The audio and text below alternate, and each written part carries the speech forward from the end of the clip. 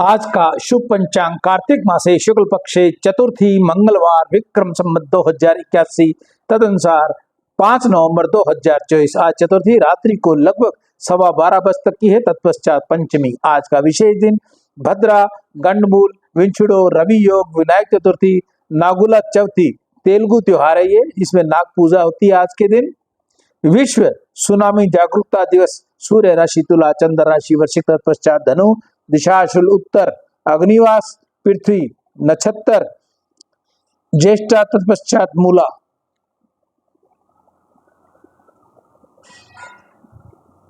ब्रह्म मुहूर्त 5:04 से 5:57।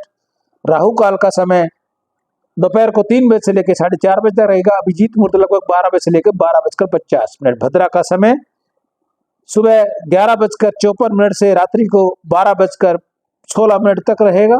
कल लाभ पंचमी, गंडमूल, रवि योग। 6 नवंबर को छठ पूजा, 9 नवंबर को गोपाष्टमी, पंचक प्रारंभ, 10 नवंबर को अक्षय नवमी, आंवला नवमी, जगधार्थ पूजा, 11 नवंबर को सोमवार, कंस वध, विषम पंचक प्रारंभ। जय श्री राम। मैं ईशु हरवानी हनुमानगढ़ टाउन राजस्थान से रोज आपको गंगा दर्शन लाइव दिखाता हूँ, वह पंचांग बताता हूँ। तत्पश्चात तत्वार्थ रामायण। आज तत्वार्थ रामायण की कथा काकभूषणी जी और गरुड़ जी, जो हमने कल विश्राम बीच में छोड़ा था, उसको बताते हैं। फिर भी ऐसा मानता है कि किसी ने उसका हाथ पकड़ रखे हैं। इसी प्रकार यह संसार भी एक हांडी के समान है। माया में विश्व रूपी चने उसमें भर रखे हैं, अहंता और ममता रूपी चने उसमें भरे हैं। मन वानर के समान है, मन में विषयों को पकड़ रखा है। मनुष्य ये विश्व रूपी चने छोड़ता नहीं है, इस कारण से वह बंधन में पड़ जाता है। मनुष्य का बंधन वानर के समान है। मनुष्य को बांधा किसने है? वासनाओं के अधीन होने से समय ही अपने को बांध लेता है। जीव का जो बंधन है वह अज्ञान के कारण ही है। जीव प्रभु के शरण में चला जाए तो मुक्त हो जाए, परंतु वह विषयों को छोड़ता नहीं। मनुष्य वाणी में जितना चातुर है उतना आचरण में नहीं। इस जीव को संसार मीठा ही लगता है। संसार सुख से इसके मन में घृणा आती ही नहीं। काल धक्का मारे उससे पहले ही समझकर संसार को छोड़ दे तो क्या बुराई है। जीव मुक्त है, ईश्वर का अंश है, आनंद रूप है। इसे किसी ने बांधा नहीं, वह समय ही विषयों को छोड़ सकता नहीं। आज्ञा के कारण समय ने ही समय को बांध लिया है। चैतन्य जीव जड़ माया की गांठ में फंसा हुआ है। वासना के वश में हुआ जीव जैसे जैसे सुख भोगता है वैसे वैसे ये गांठ अधिक मजबूत होती जाती है। इस गांठ को छुड़ाने के लिए ज्ञानी पुरुष ज्ञान रूपी दीपक प्रकट करते हैं और उसके प्रकाश से इस सूक्ष्म गांठ को छुड़ाते हैं। अत्यंत परिश्रम के उपरांत ज्ञान रूपी दीपक प्रकट हो पाता है। सात्विक श्रद्धा यही गाय है। इस गाय को जप तप स्वाध्याय सत्कर्म रूपी घास चरनी होती है। भाव रूपी बछड़ा गाय को लगे तब दूध निकल पाता है। विश्वास रूपी पात्र में शुद्ध मन रूपी ग्वाला इस गाय को दोहन करता है। निवृत्ति रूप रस्सी से गाय के पैर बांधे जाते हैं। इस धर्म में दूध को निष्कामता रूपी अग्नि में तपाया जाता है। संतोष रूपी पवन से इसे ठंडा करना होता है। धैर्य रूपी जामन दूध में डालकर दही जमाया जाता है।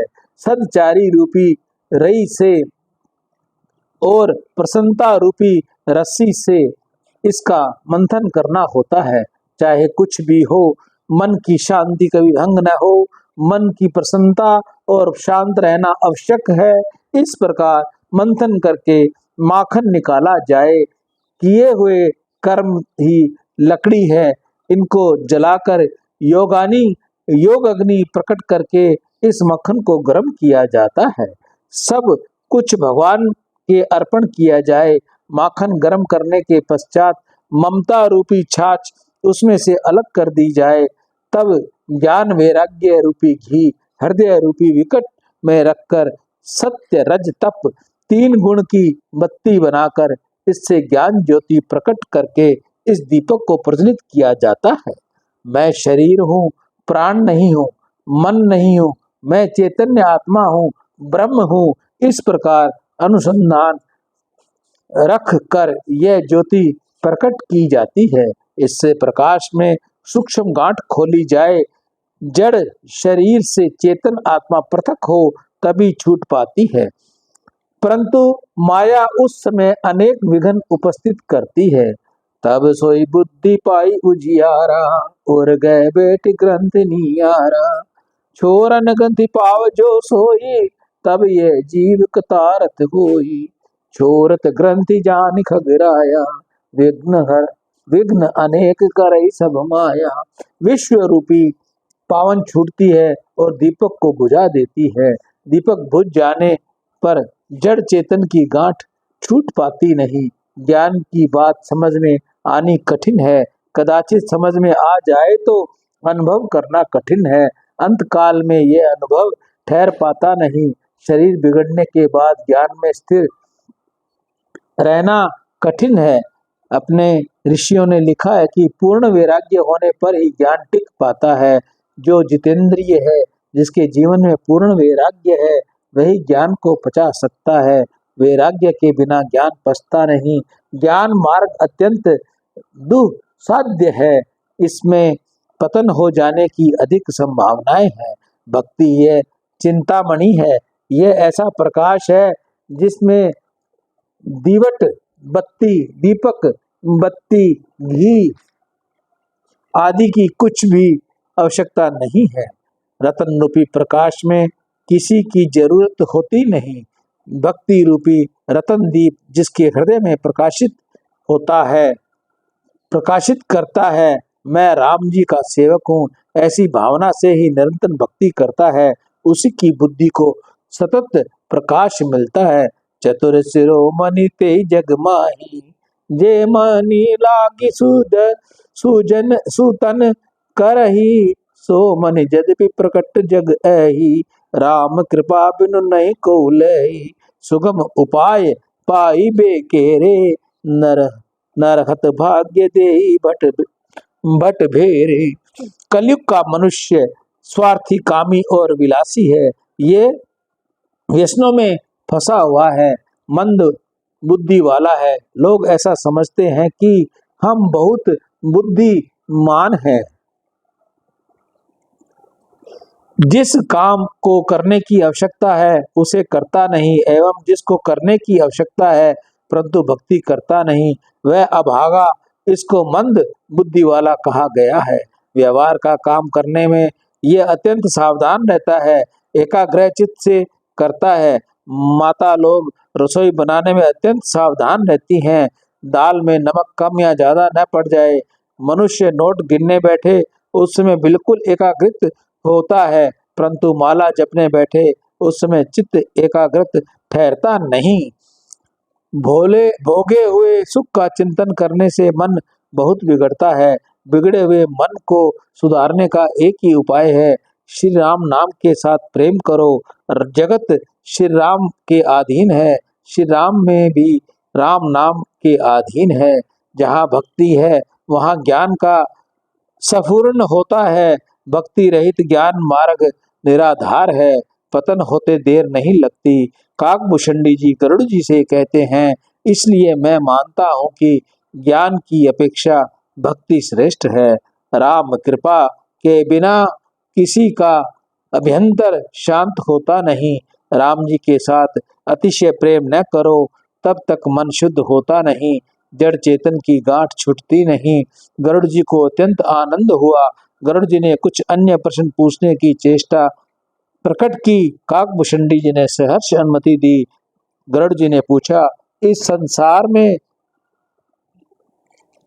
बड़े से बड़ा लाभ कौन सा है? काकभूषणी जी ने कहा, सच्चे संतों का सत्संग, नहीं दरिद्र सुख नहीं दरिद्र सम दुख जग माई, शांत मिलन सम सुख जग नाई। पर उपकार बचन मन काया, संत सहज स्वभाव खगराया। गरुड़ जी ने पूछा सबसे अधिक हानि कौन सी है? काकभूषणी जी ने उत्तर दिया कुसंग। गरुड़ ने पुनः प्रश्न किया बड़े से बड़ा तप कौन सा है? काकभूषणी जी ने कहा मन में वासनाओं का प्रवेश न हो, मन उसका त्याग कर दे, ये महान तपस्वी है। गरुड़ जी ने पूछा वीर किसे कहते हैं? काकभूषणी जी ने कहा अंदर के शत्रुओं को जो मारे वही वीर है। गरुड़ जी नरक किसे कहते हैं? काकभूषणी जी ने तमोगुण जागे, छल कपट करने की इच्छा हो तो उसे ही नरक कहते हैं। गरुड़ जी स्वर्ग किसे कहते हैं? काकभूषणी जी ने कहा जब से सद्भाव जागे और सतत परमात्मा का स्मरण रहे वह स्वर्ग है। गरुड़ जी जीव और ईश्वर का क्या भेद है? काकभूषणी जी ने कहा जो माया के अधीन है वह जीव तथा माया जिसके अधीन है वह ईश्वर। माया बस्य जीव अभिमानी, इस बस्य माया गुण खानी। पर बस जीव सब बस भगवंता, जीव अनेक एक श्रीकंता। मुदा भेद यद्यपि कृत माया, बिन हरि जाय न कोटि उपाया। जीव अनेक है, ईश्वर एक है। जीव परतंत्र है, ईश्वर स्वतंत्र है। माया के द्वारा खड़ा किया गया ये भेद यद्यपि मिथ्या है, तथापि परमार्थ की कृपा बिना करोड़ों उपायों द्वारा भी दूर होता नहीं। गरुड़ जी का संशय दूर हो गया। गरुड़ जी राम जी में प्रवेश उत्पन्न हो गया। राम जी देव नहीं सब देवों के देव हैं, आदि नारायण परमात्मा है, उनको यह विश्वास हो गया। तुलसीदास महाराज का उत्तरकांड बहुत सुंदर है, उसमें उन्होंने सभी शास्त्रों का सार भर दिया है। रामचरितमानस को एक दो बार नहीं 10-15 बार पढ़ना चाहिए। अंदर में राक्षस मरे तो जीव का उत्तरखंड कांड सुधरता है, मुक्ति मिलती है। तन मरने से मुक्ति नहीं, जिसका मन मरता है उसे मुक्ति मिलती है।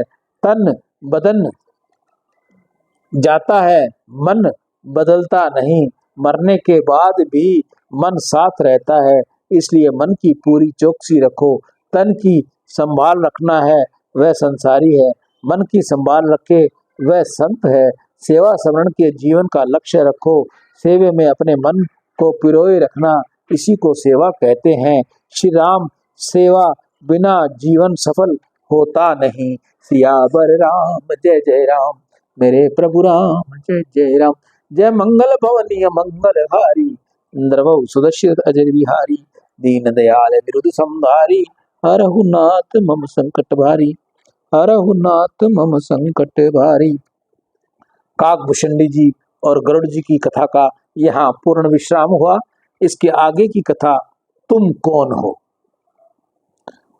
अध्याय 63 6 और 3, अध्याय 63 इसका पाठ हम आपको कल श्रवण कराएंगे और शायद ये तत्वार्थ रामायण का अंतिम अध्याय होगा। जी ये अंतिम अध्याय है तुम कौन, इसकी कथा हम आपको कल श्रवण करवाएंगे। मैं ईशु हरवानी हनुमानगढ़ टाउन राजस्थान से रोज आपको गंगा दर्शन लाइव तत्पश्चात तत्वार्थ रामायण के आपको श्लोक पाठ अध्याय जो भी मेरे मन में आता है मैं आपको सुनाता हूँ। सियावर राम जय जय राम। राम